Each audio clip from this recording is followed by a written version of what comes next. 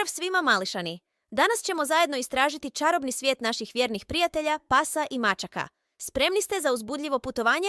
Krenimo! Upoznajmo našeg četveronožnog prijatelja, psa. Psi su izuzetno odani i vjerni kućni ljubimci.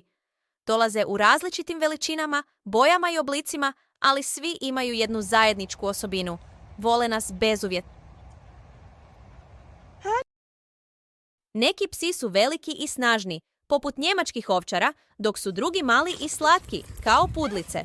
Svaka pasmina ima svoje jedinstvene osobitosti i potrebe. Pse treba redovito hraniti, šetati i paziti na njihovo zdravlje. Oni vole igru i pažnju, stoga je važno da im pružimo dovoljno ljubavi i pažnje.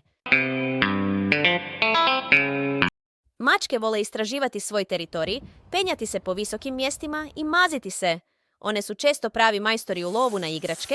Važno je osigurati mačkama dovoljno prostora za igru, postaviti im drvene stupove za penjanje te im pružiti hrskavu hranu, koja zadovoljava njihove prehrambene potrebe.